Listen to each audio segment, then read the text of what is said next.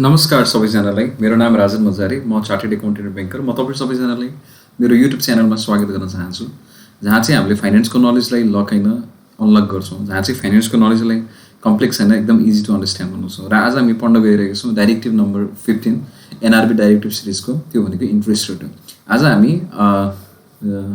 त्यो डिपोजिटमा इन्ट्रेस्टको मोडालिटी के हुन्छ र आज हामी कल डिपोजिटको बारेमा कुरा गर्नेछौँ र हामीले चाहिँ बरोवरसँग लोन लिँदा चाहिँ कसरी लिने, फिक्स इन्ट्रेस्ट रेटमा लिने कि एडजस्टेबल इन्ट्रेस्टमा लिने, र स्प्रेड रेट जहाँ चाहिँ हामीले जुन चाहिँ डिपोजिटमा इन्ट्रेस्टहरू दिइरहेको हुन्छौँ र बरोवरसँग लोनहरू लिइरहेको हुन्छौँ, त्यसको चाहिँ डिफ्रेन्स चाहिँ एभरेज डिफ्रेन्स चाहिँ कति हुनुपर्छ र त्यो भनेको स्प्रेड रेट हो।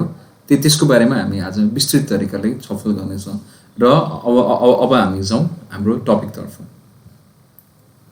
र इन्ट्रेस्ट अन डिपोजिट, यो यसमा के भनेको छ भन्दाखेरि जुन चाहिँ इन्ट्रेस्ट रेट चाहिँ हामी जुन त्यो डिपोजिटको इन्ट्रेस्ट रेट छ त्यसलाई चाहिँ हामीले हरेक महिना चाहिँ चेन्ज गर्न सक्छौँ।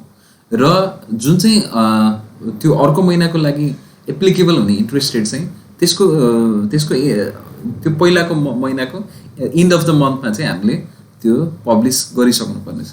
र यसमा एकदमै धेरै इम्पोर्टेन्ट चिज भनेको के छ भन्दाखेरि कुनै पनि ब्याङ्कको डिफ्रेन्ट सेभिङ प्रोडक्ट्सहरू हुनसक्छ होइन। त्यसमा युथ प्रोडक्ट्स होला, महिला उद्यमी प्रोडक्ट्स होला होइन, महिलाको लागि होला, वृद्धहरूको लागि होला, स्यालेरी होला। अब त्यसमा के भन्छ भन्दाखेरि यो जति पनि चाहिँ यो डिपोजिट स्किम छ त्यसमा चाहिँ 2% भन्दा चाहिँ भ्यारी गर्न सक्दैन। अब कसैमा चाहिँ मिनिमम ब्यालेन्स 0 होला, कसैमा मिनिमम ब्यालेन्स 1 लाख होला, 50,000 होला, त्यसको चाहिँ जुन इन्ट्रेस्ट रेट हुन्छ त्यसको चाहिँ 2% भन्दा चाहिँ त्यो भ्यारी गर्न सक्दैन। जस्तो चाहिँ यदि चाहिँ मिनिमम ब्यालेन्स 1 लाख रुपियाँको अकाउन्टमा 6% छ भने होइन, र जुन चाहिँ हाम्रो एकदमै 0 ब्यालेन्सको मा मेन्टेन भएको खातामा 4% चाहिँ मिनिमम हुनु पऱ्यो। 2% भन्दा बढी चाहिँ डिफ्रेन्स चाहिँ त्यो सेभिङ प्रोडक्ट्सहरूमा हुनु भएन होइन।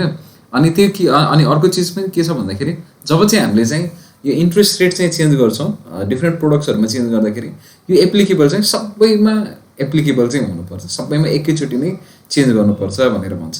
र अर्को एकदम इम्पोर्टेन्ट टपिक भनेको कल डिपोजिट अकाउन्ट्स छ।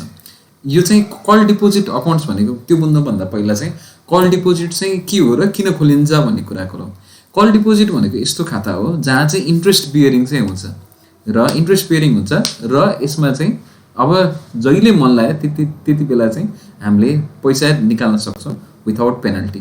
र कल डिपोजिट अकाउन्ट चाहिँ किन खोल्ने, विशेष गरी चाहिँ कर्पोरेटहरूले चाहिँ आफ्नो करेन्ट अकाउन्ट हुन्छ, त्यो कर्पोरेटहरूलाई करेन्ट अकाउन्टमा चाहिँ इन्ट्रेस्टहरू चाहिँ आउँदैन होइन। अनि इन्ट्रेस्ट आउँदैन, अब उनीहरूले फिक्स डिपोजिट खोल्यो भने के हुन्छ, इन्ट्रेस्टको लागि चाहिँ फिक्स डिपोजिट खोल्यो भने उनीहरूले आज भर्खरै चाहिँ निकाल्न पाउँदैन। त्यही भएर चाहिँ एउटा कर्पोरेट जसले चाहिँ करेन्ट अकाउन्टहरू चलाइरहेको छ उसलाई चाहिँ एउटा स्किम दिन्छ कि तपाईँहरू एउटा कल डिपोजिट अकाउन्ट खोल्नु, कल डिपोजिट अकाउन्ट खोल्नु र त्यसमा चाहिँ आफ्नो जुन चाहिँ पैसा हुन्छ त्यसमा राख्नु भन्छ। बेसिकल्ली चाहिँ हाम्रो कर्पोरेट वर्ल्डमा चाहिँ के देखिन्छ भन्दाखेरि कल डिपोजिट भनेको जस्तो चाहिँ स्विप अकाउन्ट हुन्छ। जस्तो चाहिँ आज मसँग एक्सेस ब्यालेन्स भयो भने मैले चाहिँ त्यो इन्ड अफ द डेमा चाहिँ त्यहाँ पठाइदिन्छु र त्यहाँबाट मैले चाहिँ इन्ट्रेस्टहरू पाउँछु। अब यसमा कल डिपोजिट अकाउन्टमा के हुन्छ नि, यसमा चेकहरू हामीले इस्यु गर्न सक्दैनौँ। अब यसको लागि त्यही लेखेको छ कि यो चाहिँ किन खोल्ने भन्दाखेरि चाहिँ हामीले करेन्ट अकाउन्टमा इन्ट्रेस्ट पाउँदैनौँ होइन कर्पोरेटले, र फिक्स डिपोजिट खोल्यो भने हामीले तुरुन्तै निकाल्न चाहिँ पाइँदैन। र तुरुन्तै निकालियो भने के हुन्छ, फिक्स डिपोजिटमा अब चाहिँ हाम्रो पेनाल्टी लाग्छ होइन, पेनाल्टी लाग्छ। अनि हामीले चाहिँ जुन इन्ट्रेस्ट रेटमा चाहिँ हामीले चाहिँ त्यो डिपोजिट गरेको थियौँ त्यो हामीले पाउँदैन, हामीले केही पनि पाउँदैनौँ। अझ 3 मन्थसम्मको एफडी त हामीले केही पनि पाउँदैन। त्यसको प्रिम्याच्योर गऱ्यो भने चाहिँ हामीले इन्ट्रेस्ट रेट भनेको चाहिँ एकदम निल नै हुन्छ। त्यही भएर चाहिँ हामीले कल डिपोजिट अकाउन्ट खोल्छौँ होइन। अब यसको कल डिपोजिट अकाउन्टमा चाहिँ इन्ट्रेस्टहरू चाहिँ के कस्तो हुन्छ भनेर पढौँ।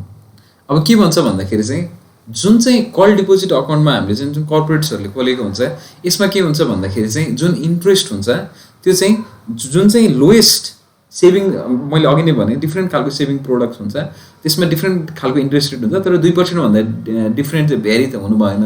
र त्यसमध्ये पनि सबैभन्दा लोएस्ट सेभिङको इन्ट्रेस्ट दिने जुन प्रोडक्ट्स हुन्छ त्यसको चाहिँ मैले चाहिँ 50% चाहिँ मैले पाएँ। त्यो चाहिँ कल डिपोजिटमा दिन पाउँछु। जस्तै गरेर मेरो मैले एक्जाम्पल पनि दिएको छु। जस्तो मेरो युथ सेभिङ प्रोडक्ट्समा मेरो 4% छ, जिरो ब्यालेन्स सेभिङ प्रोडक्टमा मेरो 3% छ भने मैले चाहिँ कल डिपोजिट अकाउन्टमा मेरो 50% अफ 50% अफ सबभन्दा मिनिमम भनेको 4% र 3% मिनिमम भनेको 3% भयो। यसको 50% अफ लोएस्ट भने चाहिँ मैले 50% अफ 3% मैले जम्मा 1.5% मात्रै पाउँछु भनेर भनेको छु है। अनि अर्को कुरा के छ भन्दाखेरि हामीले चेकहरू चाहिँ इस्यु गर्न पाउँदैनौँ होइन। अनि त्यस पछाडि चाहिँ अर्को कुरा के छ भन्दाखेरि जुन हामीले पब्लिस गरेको छौँ होइन, इन्ट्रेस्ट रेटहरू पब्लिस गरेको छौँ। अब जस्तो चाहिँ मैले सेभिङको पब्लिस गरेँ, मेरो इन्स्टिट्युसनल डिपोजिटको पब्लिस गरेँ, जुन चाहिँ मैले कल डिपोजिटहरू पब्लिस गरेँ र ब्रान्चेसहरूको डिस्क्रिप्सनमा र कर्पोरेटले आफूले चाहेको खण्डमा चाहिँ 0.5%ले चाहिँ बढाउँछ। जस्तै गरेर मैले 8% पब्लिस गरेँ भने मलाई कुनै कस्टमरहरू ठिक लागिरहेको छ भने मैले चाहिँ 8.5%सम्म चाहिँ मैले बढाउन सक्छु। र अर्को कुरा हेरौँ, अब यसमा के छ भन्दाखेरि चाहिँ यदि चाहिँ मैले अक्षय कोष होइन, अक्षय कोषहरू जुन चाहिँ 1 वर्षभन्दा त्यो बढीको डिपोजिट हुन्छ, यसलाई चाहिँ बेसिकली क्यापिटल फन्डहरू भनिन्छ। यसमा क्यापिटल फन्डहरूमा चाहिँ यसमा के हुन्छ भन्दाखेरि चाहिँ यदि ब्याङ्क तथा फाइनेन्सियल इन्स्टिट्युसन्स र ग्राहक बिच चाहिँ कुनै सहमति भयो भने त्यो सहमतिको आधारमा पनि त्यो ब्याज दर कायम गर्न सकिनेछ। यसलाई पब्लिस रेटले केही छेक्न पाउने छैन। र त्यो बिडिङको आधारमा चाहिँ यदि चाहिँ मैले त्यो डिपोजिट सङ्कलन गरेको छु भने अब त्यो यसमा पनि अब 3 मन्थ्स चाहिँ यसमा चाहिँ बढाउन पाइँदैन, 3 मन्थ्स चाहिँ चेन्ज गर्न पाइँदैन होइन। सुरुमा चाहिँ हामीले 1 मन्थ पब्लिसमा त्यो होइन अब त्यो डिफ्रेन्ट गर्ने गऱ्यौँ, तर चाहिँ बिडिङको केसमा चाहिँ 3 मन्थ्ससम्म चाहिँ बढाउन पाइँदैन भनेको छ। अर्को कुरा जुन चाहिँ फिक्स डिपोजिट, नामैले भन्छ फिक्स डिपोजिट छ होइन। फिक्स भने चाहिँ केही समयको लागि राख्नु पऱ्यो, फिक्स डिपोजिट गर्नु पऱ्यो भनेपछि हाम्रो मिनिमम टेन्योर चाहिँ फिक्स डिपोजिटको लागि चाहिँ 3 मन्थ्स हुनु पऱ्यो। र 3 मन्थ्ससम्म चाहिँ मैले के निकालेँ भने मैले त्यसमा केही ब्याज दर पनि पाउँदैन। प्रिम्याच्योर गर्न पाउँछु तर चाहिँ प्रिम्याच्योर गरेको खण्डमा मैले 0% पनि इन्ट्रेस्ट पाउँदैन। र अर्को कुरा के भन्छ, यदि चाहिँ मैले 6 महिना 1 वर्षको खोलेँ होइन, तर चाहिँ मैले प्रिम्याच्योर गरेँ, मैले चाहिँ 6 महिना खोलेँ त मैले 5 महिनामा निकालेँ भने जुन चाहिँ मेरो एग्रिमेन्ट छ त्यो त्यसमा चाहिँ मैले पाउने गरेर चाहिँ त्यो मैले दिन सक्दैन। यसमा चाहिँ के हुन्छ, यसमा चाहिँ केही न केही डिफ्रेन्स, केही न केही प्रिम्याच्योर चार्जहरू चाहिँ हाल्नुपर्छ भनेर भन्छ है। अर्को भनेको इन्ट्रेस्ट चाहिँ डोर्मेन्ट अकाउन्टहरूमा पनि दिनुपर्छ। Interest shall be provided on the dormant accounts होइन। डोर्मेन्ट अकाउन्ट भनेको के, कुनै चाहिँ इनेक्टिभ अकाउन्ट भयो। कुनै इनेक्टिभ अकाउन्ट भनेको मैले खाता खोलेँ र त मैले अपरेट गर्दिनँ, न मैले त्यसमा क्रेडिट ट्रान्जेक्सन गरेको छु, न मैले डेबिट ट्रान्जेक्सन गरेको छु, त्यो इनेक्टिभ भयो। इनेक्टिभ भनेको हाई रिस्क अकाउन्ट्स पनि हो। अब यसमा के हुन्छ भन्दाखेरि तर के हुन्छ, यसमा चाहिँ मैले इन्ट्रेस्ट चाहिँ दिनुपर्छ। बेसिकल्ली डोर्मेन्ट अकाउन्ट भनेको सेभिङ अकाउन्टमा चाहिँ 3 इयर्सको हुन्छ होइन। र अनि करेन्ट अकाउन्टमा चाहिँ बिजनेस अकाउन्टको केसमा चाहिँ यो 6 मन्थ्सको चाहिँ यसलाई चाहिँ 6 मन्थ्स इनेक्टिभ भयो भने यसले करेन्ट हुन्छ।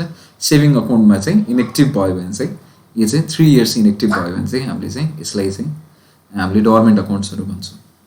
र अर्को स्लाइड्समा जाउँ हामी। अब हामीले कुरा गऱ्यौँ डिपोजिटको कुरा गऱ्यौँ, एक्चुअली मैले समराइज गरेँ। हामीसँग डिफ्रेन्ट प्रोडक्ट्सहरू हुन्छ, त्यो डिफ्रेन्ट प्रोडक्ट्सको इन्ट्रेस्ट रेट चाहिँ सेभिङको प्रोडक्ट्स चाहिँ त्यो एभ्री सेभिङ प्रोडक्ट्समा 2% भन्दा चाहिँ भ्यारी गर्न पाउँदैन होइन। त्यस पछाडि के छ, कल डिपोजिटको इन्ट्रेस्ट रेट चाहिँ जुन चाहिँ मिनिमम सेभिङमा मैले जुन दिएको हुन्छु र त्यसको 0.50% मात्रै मैले चाहिँ 50% अफ मिनिमम चाहिँ जुन मैले सेभिङमा दिएको छु मैले कल डिपोजिट्समा चाहिँ त्यति दिनु पऱ्यो होइन। र एफडीको मिनिमम टेन्योर भनेको चाहिँ 3 मन्थ्सको हुन्छ र मैले डोर्मेन्ट अकाउन्टहरूमा पनि मैले इन्ट्रेस्ट दिनुपर्छ भनेर भन्छ। र अब आयो एकदम इम्पोर्टेन्ट टपिक भनेको इन्ट्रेस्ट अन लोनको कुरा। जस्तो हामीले डिपोजिटको कुरा गरौँ, अब लोनको कुरामा पनि के छ भन्दाखेरि चाहिँ यो हाम्रो चाहिँ लोनको इन्ट्रेस्ट रेटहरू चाहिँ मैले एभ्री मन्थ्स नै मैले पब्लिस गर्नुपर्छ है। एभ्री मन्थ्स पब्लिस गर्नुपर्छ। र यसमा बेसिकली दुई प्रकारको इन्ट्रेस्ट रेट हुन्छ है। यसमा चाहिँ के हुन्छ, एउटा adjustable interest rate. Adjustable interest rate भनेको फ्लक्चुएसन हुन सक्ने होइन। अनि अर्को भनेको फिक्स इन्ट्रेस्ट रेट। सुरुमा चाहिँ पढौँ एडजस्टेबल इन्ट्रेस्ट रेट। अब एडजस्टेबल इन्ट्रेस्ट रेट भनेको कस्तो भन्दाखेरि चाहिँ अब ब्याङ्क पनि के हुन्छ भन्दाखेरि चाहिँ ब्याङ्कले आफ्नो पैसा, ब्याङ्कको आफ्नो क्यापिटलले पनि ब्याङ्क चलाउने होइन। यो चलाउने भनेको नितान्त डिपोजिटर्सको फन्डलाई मोबिलाइज गरेर त्यो लोन दिने हो होइन। यसमा चाहिँ एज ए त्यो त्यो जुन चाहिँ डिपोजिटर हुन्छ यसको चाहिँ कस्टोडियन, त्यो पैसाको कस्टोडियन भएको हुन्छ, त्यो पैसाको जिम्मेवारी ब्याङ्कले लिएको हुन्छ।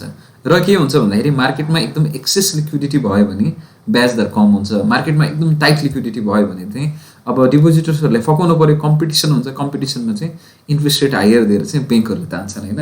त्यस कारणले गर्दाखेरि मार्केटमा एक्सेस लिक्विडिटी भयो भने चाहिँ के हुन्छ, इन्ट्रेस्ट रेट चाहिँ लो हुन्छ र लो लिक्विडिटी भयो भने चाहिँ इन्ट्रेस्ट रेट हाई हुन्छ। त्यस कारणले गर्दा के हुन्छ भन्दाखेरि ब्याङ्कसँग पनि एउटा बाध्यता हुन्छ कि ब्याङ्कले पनि फिक्स इन्ट्रेस्टमा चाहिँ मात्रै दिन सक्दैन। अब यसको लागि के हुन्छ भन्दाखेरि चाहिँ अब ब्याङ्कले एउटा त्यो मोडालिटी बनाएको हुन्छ कि एउटा बेस रेट भनेको के हुन्छ भन्दाखेरि चाहिँ ब्याङ्कको break even point interest rate योभन्दा तल गयो भने चाहिँ ब्याङ्क चाहिँ लसमा जान्छ भनेर चाहिँ एउटा बेस रेट हुन्छ। भने पछाडि हरेक टाइम चाहिँ चेन्ज हुने भयो होइन। र अब ब्याङ्क पनि आफ्नो पैसाले चल्ने त होइन, अब ब्याङ्क पनि डिपोजिटर्सको पैसाले चल्ने हो। अब त्यही भएर चाहिँ ब्याङ्कले आफ्नो एउटा बेस रेट बनाउँछ। र बेस रेट भनेको योभन्दा पहिलाको हामीले भिडियोमा पनि पढेको छौँ। यसमा के हुन्छ भन्दाखेरि जुन चाहिँ सिआरआर हुन्छ होइन, सिआरआर भनेको चाहिँ ब्याङ्कले चाहिँ एउटा सर्ट एन्ड डिपोजिट चाहिँ राष्ट्र ब्याङ्कमा लगेर राख्नुपर्छ। एसएलआर पनि त्यस्तै एउटा सर्ट एन्ड इन्भेस्टमेन्ट्सहरू पनि गर्नुपर्छ। र हाम्रो कस्ट अफ फन्ड हामीले कति ब्याज लागेको छ र हाम्रो इन्डाइरेक्ट कस्ट सञ्चालन खर्च, त्यसको सञ्चालन खर्चको हामीले 85% लिएर हामीले बेस रेट क्यालकुलेट गर्छौँ भनेर हामीले पढेको छौँ। र लोन रेटहरू त्यो डिटरमाइन गर्ने बेलामा हामीसँग एडजस्टेबल इन्ट्रेस्ट रेटमा चाहिँ दुईवटा हुन्छ, एउटा base rate plus premium rate हुन्छ होइन। अब base rate plus premium rate भनेको बेस रेट भनेको फ्लक्चुएट हुन्छ। हामीले कस्ट अफ फन्ड पढ्यो, अब कहिलेकाहीँ हेर्नुभयो होला सेभिङमा अस्ति भर्खरको लकडाउनहरूमा चाहिँ सेभिङमा 1.5%हरू दिएको थियो, अहिले चाहिँ 3% 4%हरू सबैले बढाएको छ होइन। एफडीमा 6.5 थियो भने अहिले चाहिँ 8%मा आएको छ भने कस्ट अफ फन्डको चाहिँ हलचल हुन्छ। र कस्ट अफ फन्ड हलचल हुनु भनेको बेस रेट पनि हलचल हुने हो होइन। र बेस रेट हलचल हुँदै भनेको लोन रेट पनि त्यसमा चाहिँ हलचल हुन्छ। किन भन्दाखेरि यो एडजस्टेबल इन्ट्रेस्ट रेटमा चाहिँ हामीले loan rate equal to base rate plus premium rate राख्छौँ। यदि चाहिँ बेस रेटहरू फ्लक्चुएट हुँदै गयो भने लोन रेट पनि फ्लक्चुएट हुन्छ। तर चाहिँ यो जुन चाहिँ प्रिमियम रेट, अब हामीले अफर लेटरमा जब चाहिँ लोन दिन्छौँ त्यसमा चाहिँ अफर लेटरमा चाहिँ अब हामीले क्लियरली लेख्नुपर्छ कि लोन रेट भनेको हाम्रो चाहिँ यति हो, base rate plus risk premium हो होइन। Loan rate equal to base rate plus risk premium हो। र बेस रेट भनेको चाहिँ फ्लक्चुएट हुन सक्ने भयो। तर चाहिँ हाम्रो प्रिमियम हुन्छ। प्रिमियम भनेको कस्तो हुन्छ भन्दाखेरि रिस्क, अब यी लोन दिएको खण्डमा त केही न केही त रिस्क हुन्छ होइन, ब्याङ्कलाई केही न केही रिस्क हुन्छ। अब त्यो रिस्कको पैसा पनि चाहिँ अब ब्याङ्कले लिनु पर्यो। र यो जुन चाहिँ रेट हुन्छ यो प्रिमियम रेट हुन्छ, यो चाहिँ अब यसको भार चाहिँ लोन रेटमा पनि पर्छ होइन। अब त्यही भएर loan rate equal to base rate plus premium rate भयो। र बेस रेट चाहिँ त्यो एडजस्टेबल हुन्छ भनेदेखि चाहिँ हाम्रो प्रिमियम रेटहरू चाहिँ एकदम कन्सटेन्ट हुन्छ। अफर रेटमा जुन लेखेको छ त्यो कन्सटेन्टै हुन्छ होइन। अब loan rate equal to adjustable interest रेटमा loan rate equal to base rate plus risk premium हुने भयो है। अब चाहिँ यदि चाहिँ हामीले कुनै एग्रिमेन्टहरू गरेको छौँ होइन, उनीहरूसँग एग्रिमेन्ट कोही बरोवरसँग चाहिँ हामीले एग्रिमेन्टहरू गऱ्यौँ भने चाहिँ यो चाहिँ हामीले चाहिँ के गर्न सक्यो, लोन टेन्युर चाहिँ यदि चाहिँ 1 इयरभन्दा बढी छ भनेदेखि हामीले चाहिँ यसलाई फिक्स इन्ट्रेस्ट रेट पनि बनाउन सक्यौँ। हामीले चाहिँ फिक्स इन्ट्रेस्ट रेट पनि बनाउन सक्यौँ। र अब जाउँ यसको अब मोडालिटीहरू चाहिँ अब कस्तो हुन्छ भनेर जाउँ। अब चाहिँ हामीले अघि नै कुरा गऱ्यौँ प्रिमियम रेट चाहिँ फिक्स हुन्छ भनेर कुरा गऱ्यौँ। तर चाहिँ प्रिमियम रेट पनि चेन्ज हुनसक्छ। प्रिमियम भनेको रिस्क हो होइन। जस्तो बेस रेट भनेको चाहिँ हाम्रो एउटा अप्टिमम भयो, प्रिमियम रेट भनेको रिस्क भयो प्लस थोरै भयो भने प्रफिट मार्जिन चाहिँ ब्याङ्कले कमाओस् भन्ने कुरा हो होइन। तर चाहिँ प्रिमियम रेट पनि इन्क्रिज हुनसक्छ। अब कुन बेला इन्क्रिज हुनसक्छ, यदि चाहिँ तपाईँले इन्ट्रेस्ट र इन्स्टलमेन्टहरू चाहिँ ओभरड्यू भयो, तपाईँले राम्रोसँग तिर्नु भएको छैन भनेदेखि ब्याङ्कलाई रिस्क बढ्यो होइन। त्यो अब त्यसको चाहिँ लोनको डिफल्ट हुने रिस्क चाहिँ बढ्यो भने पछाडि यसको लागि चाहिँ हामीले इन्ट्रेस्ट रेट चाहिँ अलि हायर, प्रिमियम रेट चाहिँ अलि हायर हुनसक्छ।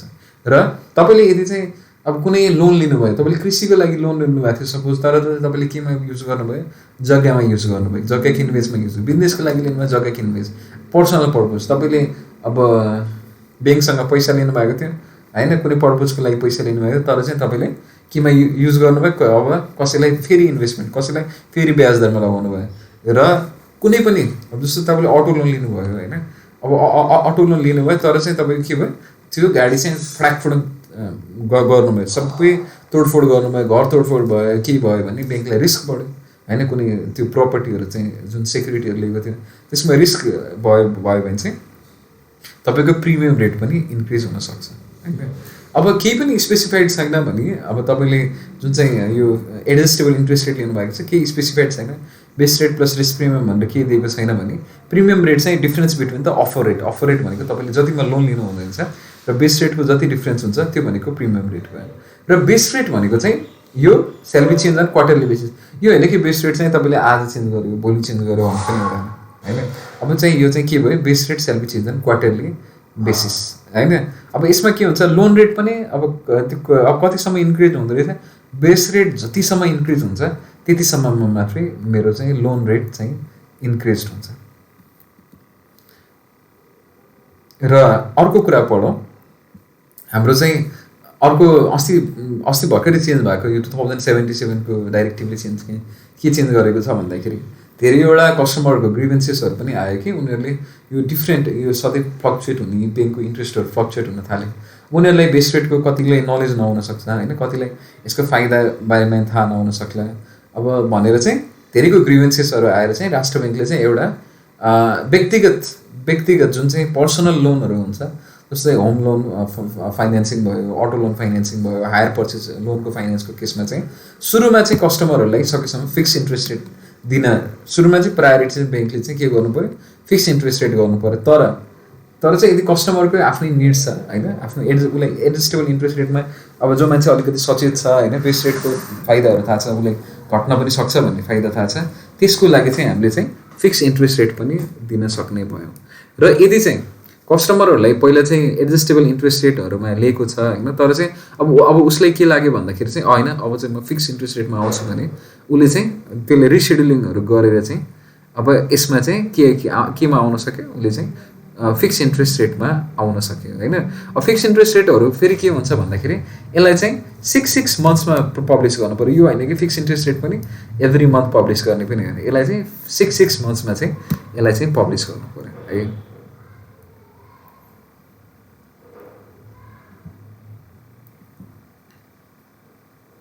र अब जाउँ हाम्रो एकदम इम्पोर्टेन्ट टपिक भनेको हाम्रो स्प्रेड रेट छ, जस्तो चाहिँ अब ब्याङ्कलाई धेरै दोष लाग्छ होइन, ब्याङ्कलाई धेरै नै एउटा लाग्छ कि कस्टमरहरूको पैसा चलाएर ब्याङ्कले यति धेरै प्रफिट खायो, ब्याङ्कको इम्प्लोइजहरूको यति धेरै चाहिँ स्यालेरिजहरू छ होइन, हाम्रै डिपोजिट्सहरू युज गरेर भन्ने छ।